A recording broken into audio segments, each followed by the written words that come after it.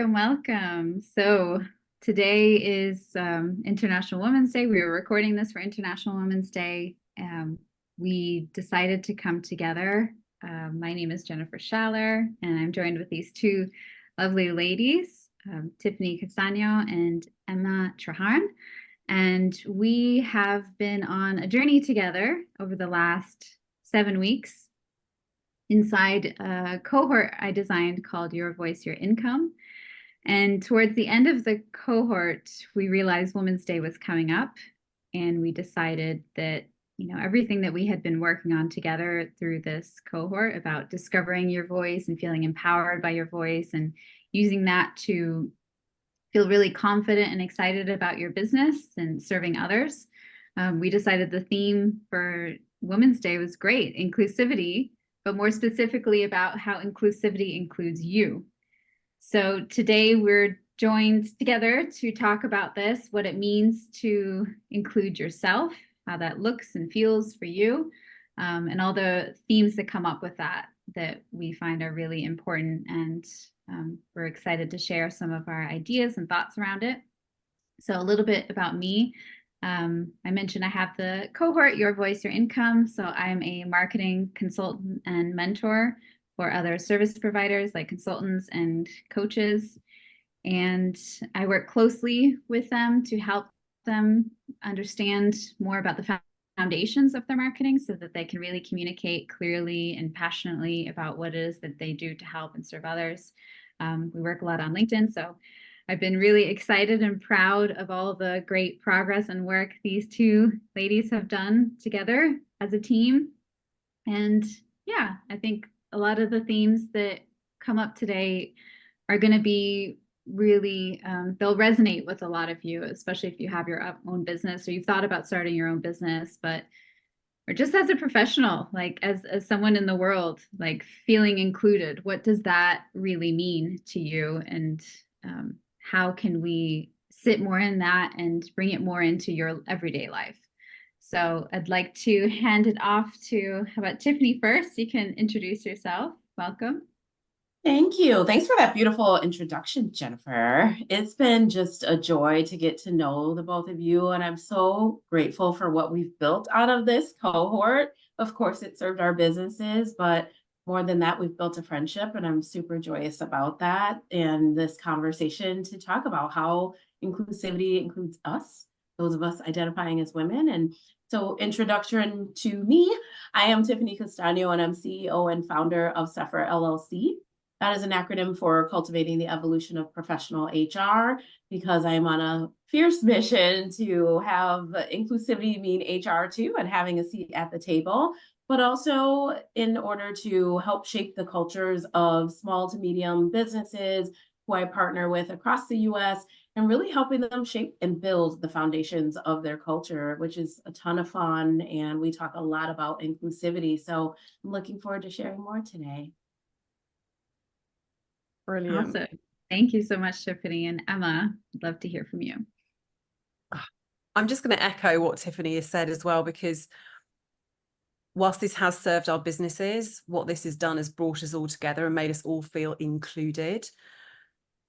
And the reason that is so important to me, so I'm Emma Trahan, and I'm the founder of Nouvelle Life, I should say that first of all, is that my focus really is on nervous system support, on health for women, women's health. So specifically in the years of perimenopause and menopause, and all the experiences that women in business, entrepreneurs, or in the corporate world go through, and how we can help ourselves. So my mission really is to help women empower themselves to feel better every single day, so that they can make choices that feel great for them. And this is why we kind of came up with this conversation, wasn't it, around the inclusivity includes you. And it's really important to take care of yourself. Yes, totally agree. I think it was really interesting how we were really excited about coming together to talk about this for Women's Day. And then when with the theme of inclusivity, we're like, how can we talk about this? Like, what resonates most with us? And then Tiffany, you brought up that idea of inclusivity includes you. And I'm like, yes, I think that's a really commonly overlooked concept of yourself, right? We work so hard to serve others and think about others. And it's a lot of outward energy. And a lot of times you forget or don't have time. You just feel like there's so many other things to do. How can I spend the time thinking about what I need? And that's something that both of you, I think, do so beautifully from different angles.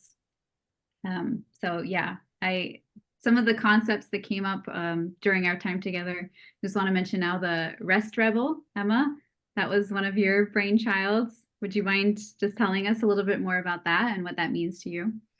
Hashtag rest rebel. Yeah. Yeah. So we all probably know, how exhausting life can be. And there is an epidemic of lack of rest. In fact, it's often seen as, a badge of honor to say how busy we are and how hard we work. And of course, it's important to have that in your life. When you have something you're passionate about, you pay attention to it and you give it effort and energy. But we also know that most people have nervous systems that are dysregulated a lot of the time from external pressure or internal pressure. Everyone is incredibly busy. And when we're not getting enough sleep, enough rest, we can't think properly. We can't come up with plans. We can't be creative. We can't make great decisions. We feel frustrated, overwhelmed, and things just don't feel easy. And so one of my big things is really helping people to find ways to rest more deeply so that they can be more present in their lives. And I've often been told I'm a bit rebellious. And I just thought, well, rest rebel, because it may be seen still as a bit rebellious, but, we eat when we're hungry, we drink when we're thirsty. And yet we don't stop and take a break. We don't stop and rest. And so it's one of my missions to really talk a lot about and educate and inspire people to understand how rest is really vital. So yeah, Rest Rebel was the hashtag that was sort of born. Yes, I love it. And I think another big theme that came up for all of us was your voice. I mean, that was a central theme to the cohort of finding your voice, what it sounds and feels like, and showing up like it. I think it's really difficult in this day and age with social media to really identify what your voice is, because you have this underlying pressure to act and talk a certain way to fit in, but then that brings you further away from your voice. So it's counterintuitive.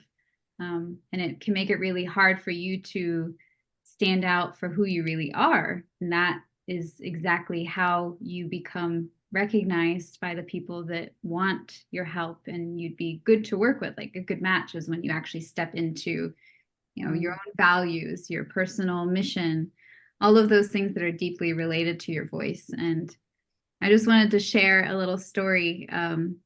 When as you both know, I just did a big drive last weekend from Florida to Michigan. So I had an audiobook playing. I don't know if either of you have read the book by Michelle Obama, Becoming. She has a few books, but one of her first ones. Yeah. Tiffany, do you know my shelf back here. Yep. Yeah.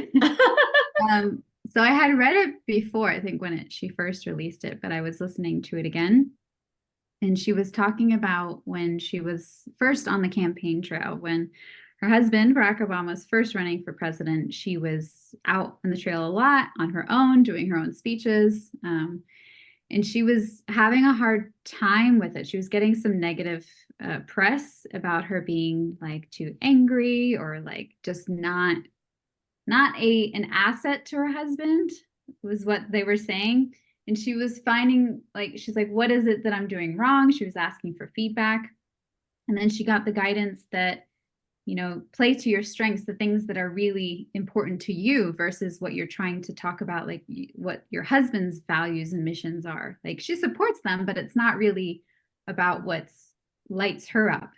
And like one of the things that she was really interested in is child's like the diet for children, like school diet, healthier diets, you know, like growing gardens and vegetables and fruits, like all more access for that for children. And she started to infuse more of that. And I kid you not, she said, I found my voice.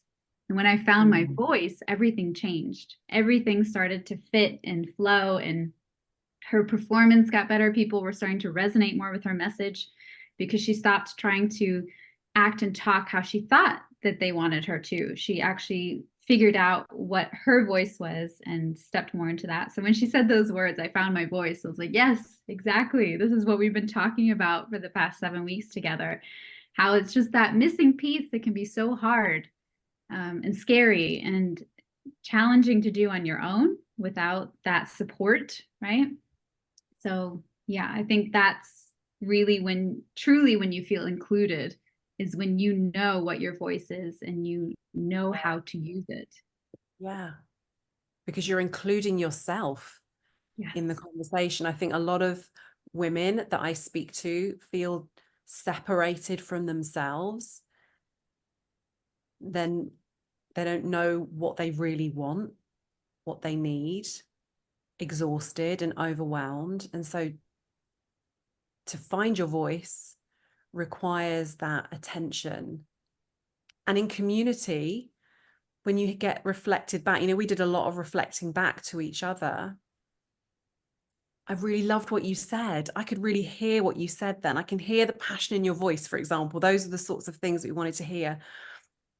That helps us feel included. It helps us find our voice. And then when we get, you know, from my point of view, enough rest and the nervous system regulation and to understand our physiological and mental responses to situations, our voice is more able to come through. What do you think, Tiffany? Yeah, I agree. And I just have to give over the credit to Emma because she is the one who said inclusivity includes you, because of her work and really how she helps women. And I just now like thinking of having my own voice. I'm a pretty confident person and I'm too a rebel, like to get on my soapbox and rah rah for the right thing always. And but it hearing like saying my voice now feels different since being in the cohort because we got to explore these passions together. We created safe space for each other. And I think that, you know, for me, like making this pivot into like from core HR, not transactional, but to transformational, but then also about culture. And that's because at the heart of that is people, is inclusion. And I want people to celebrate themselves and their top potential. And I want leaders to feel that too. And so when we were able to do that and we were able to show up in our full selves for and with each other, that was just so powerful. It truly was the power of community. When we talk about community and elevating your voice, and it's all those things. That's what's required when you come together in community. We need each other, and that's what inclusion is at the end of the day. Yes, absolutely. The community aspect of it, I think, just brings it to a whole new level, because it can be really hard on your own to really dive into that and understand and reflect. Like you can do a lot of reflection on your own, yeah, but to bring it to the next level, you need that safe space where you can share and receive feedback and feel understood and seen and kind of have that co-creation, right? And that energy that we bring together. So yeah, it was just such a wonderful experience to have you both be there fully, like with full participation and bringing that energy and vulnerability and just all the things. Like you both brought the magic, and truly appreciative of that because it made it that much more enriching for yourselves. So yeah. You actually said a really magic word there, Jen. You said understood. Mm.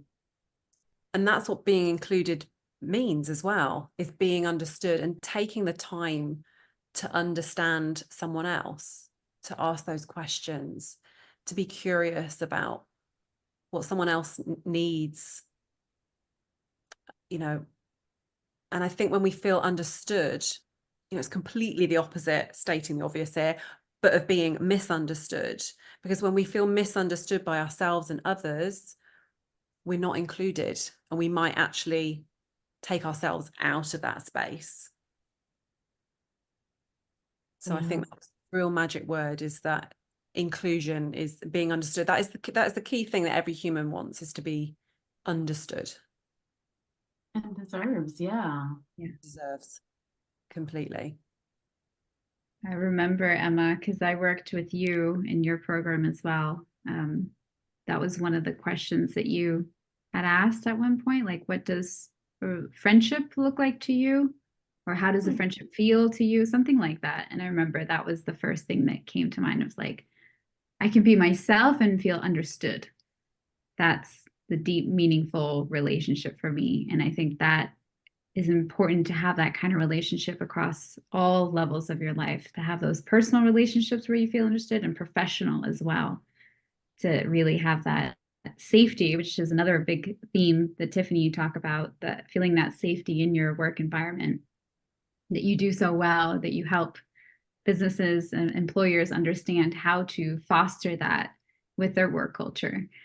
So that's why I'm really excited about bringing us together to talk about these things, because we each deal or support people in such a unique way, all related to that theme of inclusivity and safety and feeling empowered. It's all kind of related in such a nice bundled way.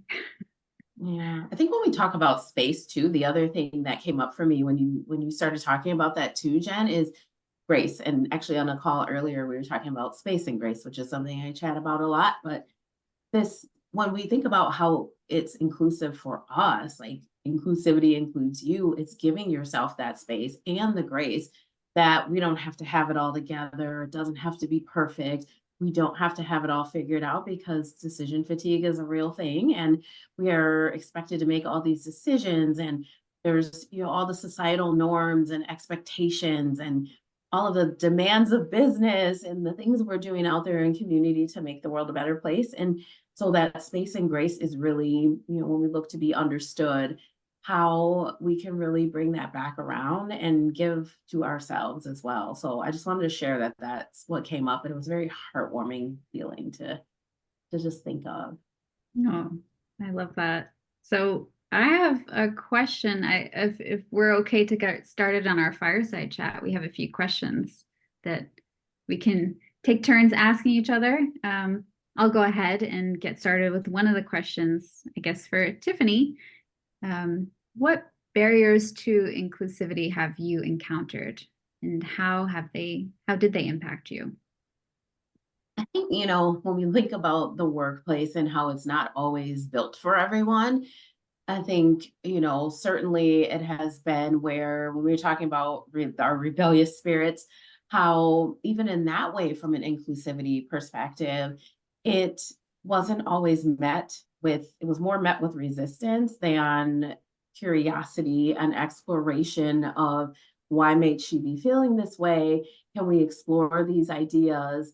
And, you know, I think that has always resonated with me, and the way that I do my work and the way that I lead and the way that I mentor others, and like to receive feedback and give that feedback to others in an advisory and consultant capacity in the business. And so that's really important to me, because what that did is, like, it shut down my voice, and it effectively shut me down as an employee. And I felt like no one cares about what I have to say. They don't want to listen to it. I'm put in this little box over here. And at one point, literally was told, when we want your opinion, we're going to ask for it. And I was like, oh, that's intense. I can't believe you actually said that.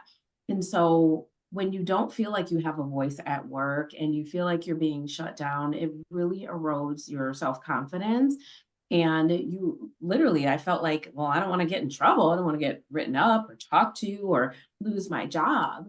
And so it creates this like underlying trauma for you. And so the next time you go into a situation, you're just waiting for the other shoe to drop, or waiting, instead of waiting to feel included and welcome, and feel like you belong, you're waiting to feel like, all right, what's going to go wrong?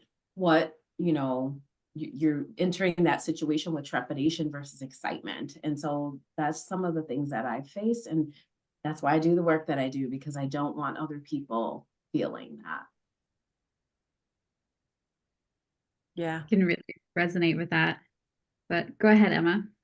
I'm just just nodding and Yeah. resonating with often the sense of hypervigilance that we might have in the workplace for what words can I, how can I want to sort of say this, but I've been told not to be like that. I've been told to be more like this.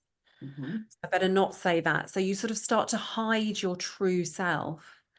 And of course, there's appropriateness and space for professionalism. And we're talking about, being in a professional space, but there's also space to include your true voice and your personality, so that you're not shut down, so that when you're talking, Tiffany, about culture and leadership and people, when we actually engage people to be the best of who they are and bring their full selves there, and everything is welcome and it's included, then people can be in the spaces where they are best placed.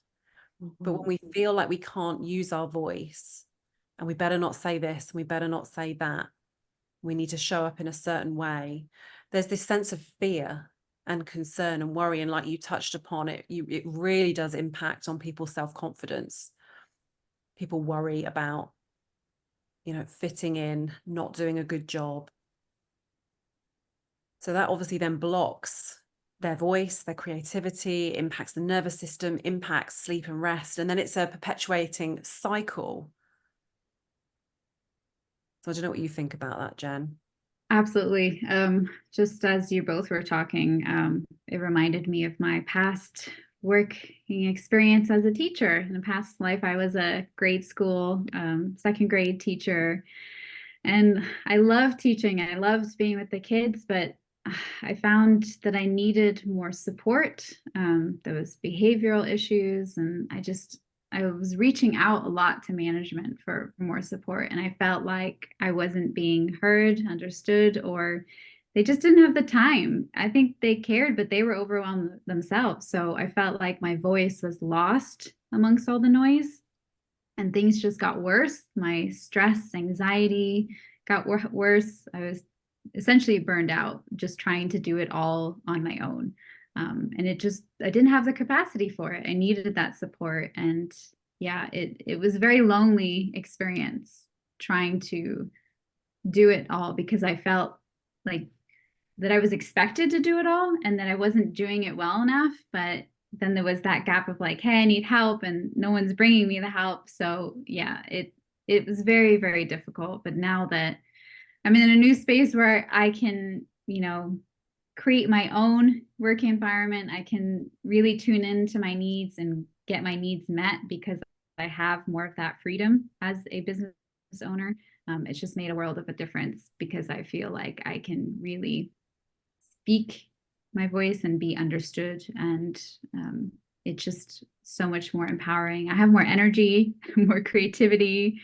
It's just, you really feel like a new person when you have those needs met. It's transformative for me. So yeah, it's a huge deal. And I think when you're trapped in that, you don't necessarily realize it. You kind of turn into yourself like, what am I not doing? Why am I not enough? That's the danger of it. When essentially it's just you need that support. You need to have that time to share those concerns and share like your opinions and thoughts. And it's unfortunately not always the case that that's available to people. But it's fundamental to having that safe working environment where you feel like, okay, I'm needed, I'm valued, I have everything I need. So yeah, it really resonates for me. I would love to hear from both of you some self-care tips that you might have for our audience today, because we spoke a lot about how your voice, there's that psychological safety element to it and getting your needs met. So what are some tips that you might have to make sure that you are taking care of yourself in order to elevate your voice and feel really seen and understood? Do you want to start, Tiffany, or should I?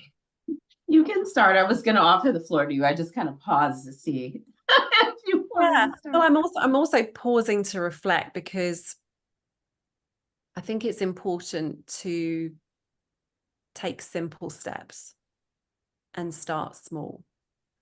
Because if you are watching this and in a space of overwhelm and not feeling heard or understood, then, like you've just shared, Jen, and I think we can all relate to that with our own stories, that it can feel like a mountain to climb and you don't have the map and the weather's terrible and you just want to huddle inside and there's nowhere to go. So starting really simple, and something simple like a 5-minute pause practice. And I say that because that's something that I often start with people. People think that self-care needs to take hours and cost a lot of money, but self-care can be simple nervous system practices. So when we spend even 2 or 3 minutes if you're on a screen, taking your face away from a screen, gazing outside at a tree, something in nature, we know that that resets the nervous system.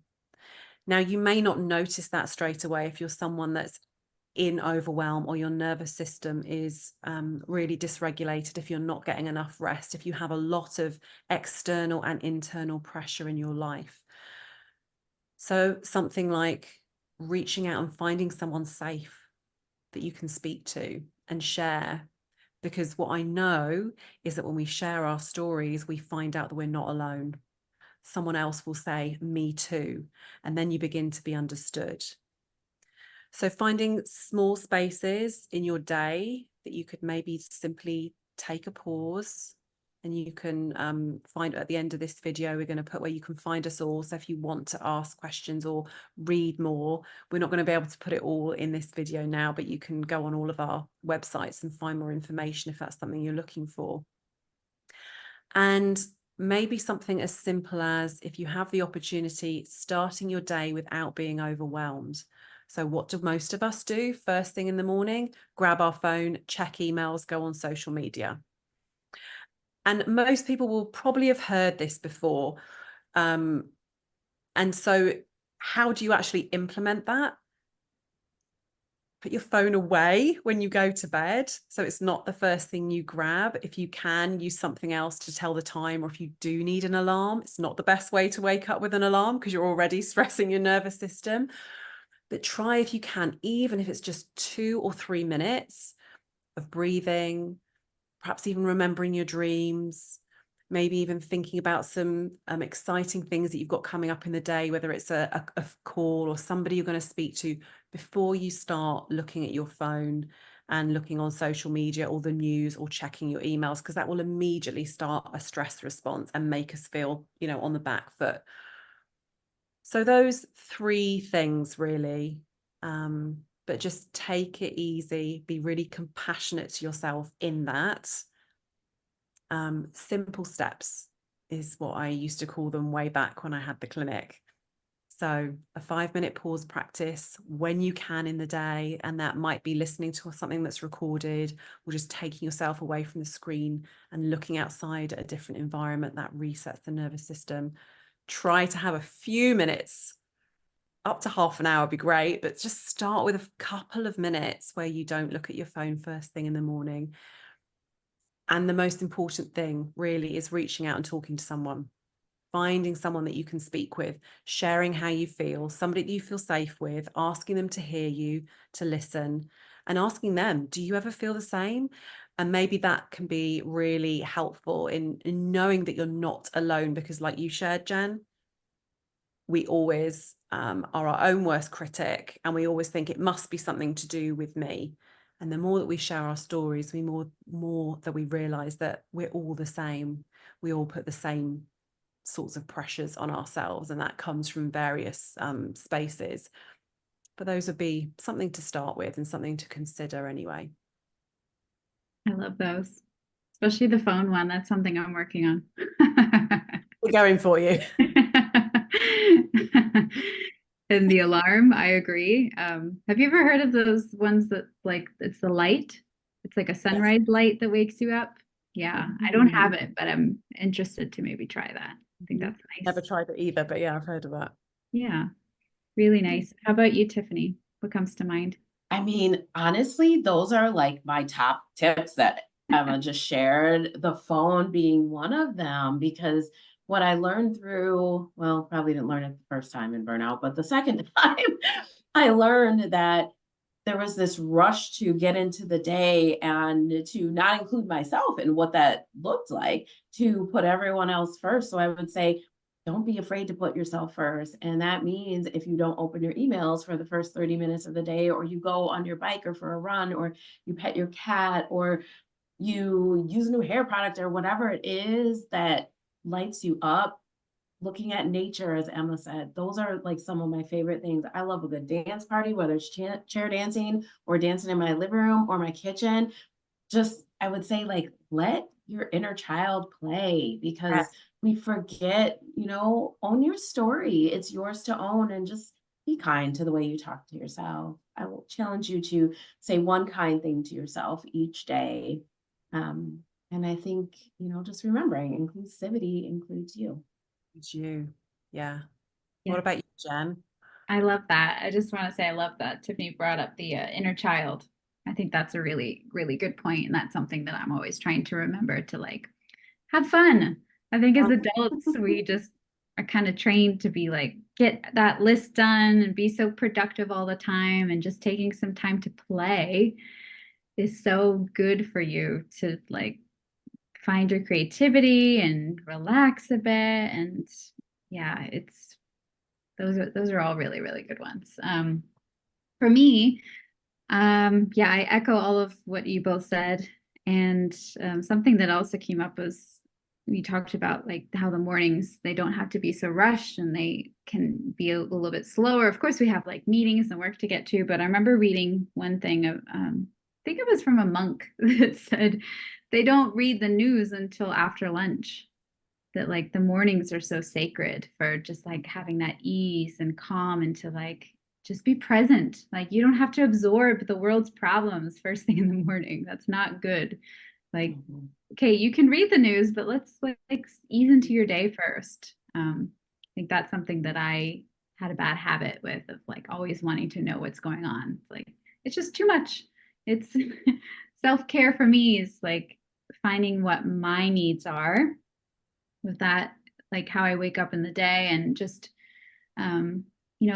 everyone has different interests and what makes them feel more energized, or what rest looks like for you. Like for me, I love having that outdoor fresh air time to start my day, being in nature. So just, I think in the more recent years, I've realized that. I think, yeah, it takes some time to really kind of reflect on like what your interests are, because as a person, I don't know, personally, I felt like in my 20s, I was just always very like, oh, let's go out and do these things that everyone else are doing. But more recently in my 30s, I'm realizing like, oh, I don't like going out all the time. I like having alone time. I like taking baths. That's one of my favorite things to do. And that looks different for everyone, and that's okay. But just understanding what it is that energizes you and restores you. That's one of my top self-care tips, as well as professionally, like in your business side, or whether you work for someone, just having that ability to say no to the things that don't feel good or resonate with you. I think when you work for someone, it can feel like you have to just say yes all the time. But there's power in speaking up, using your voice to say what doesn't feel good, because it contradicts your values, or maybe you're just exhausted and you need rest. Like speaking up and saying no. One of the things I made a note to myself was saying no to clients who are energy vampires. There's some people out there that you when you're in their presence, you get that feeling in your stomach like, oh, there's just something about this. It doesn't work for me. I feel drained. I feel like they don't respect my time. We're mission or visions are misaligned. Whatever it is, it's okay to say no. And by saying no, you actually create more space for yourself and to invite people that are better aligned in. So just having that guard up to protect yourself, protect your business if you own a business, and also making time for, if you have a business, making time for your own activities for your business that will help your business grow. So I think when I work with clients, a lot of the times they don't have that dedicated time. Their calendar is open to serve their clients, but it's really important to have that time where you get to explore your voice, you get to explore new opportunities, and have that dedicated time blocked off in your calendar where it's like, all right, what are things, it's like a reflection time. What are things that I'm doing right now that I love doing? What are things that are not really speaking to me, that I want to do less of? Like redirect, what do I want to do more of and what do I want to do less of? And it can be so hard to realize that if you don't have that dedicated reflection time, because as we know, things just get busier and busier if we let them. But having that boundary to say, no, this is the time where I'm not going to be disturbed. No one can reach me. I'm going to sit and reflect or be creative or, just whatever it is that you want to do so that you can have that time to like grow those ideas, I think is really important. So yeah, those are my top ones. Having boundaries, saying no, and just understanding what brings you joy. Because it's only in my more recent years that I've realized what I really like versus what other people like that I feel like I should be doing. Wow. And by saying no you're saying yes to something else. Yes. And hearing your voice by not scrolling on social media first thing and having space for your voice to be present. Because then you're included in your own conversations rather than just hearing other people's voices and messages. So beautiful, Emma. So well said. Oh, thanks. I agree. You summed it up because I was rambling and you summed it up nicely. No, those were great tips. Thank you for sharing that. We love a ramble. This is how we come to things. This is how we start to understand. Exactly. Good ramble is good because then you get it all out and then you realize, oh, that's what I was trying to say. But that's, letting your voice out it builds confidence, and it is powerful for us to start practicing our no's and our yeses to self and, using our voice in general. So I'm taking that away today for sure. Absolutely. Yeah. Saying yes to yourself really is a sacred practice. Exactly. And it's one that all women should be encouraged to do and be able to do more. Yeah, absolutely. Saying yes to yourself and no to the things that don't resonate. Let them pass on. It's okay. It's energizing to say no. Yes, it is. Yeah. Well, thank you both for joining me today. That was really fun. Yeah, we always have fun. We do always have fun. Yeah. Yes. And I hope everyone is enjoying their Women's Day, the theme of inclusivity, and that you've taken away something from our chat today that is helpful. And like Emma said, we'll have the links so you know where to reach us if you want to learn more. And thank you for your time and attention today. I know it's always hard with everything going on, but choosing to sit down and listen and have that reflection, I think is a very powerful action. So yes, it's something to be celebrated. Yes, all month. It's Women's Month. Oh yes. Thank you for reminding me. It's just a Women's Day to celebrate all one month. Yes, so many opportunities to use your voice and include yourself. Yes, every day. Okay, thank you both. And yeah, we'll leave it there. Thank you, everyone. Thanks, Jen. all.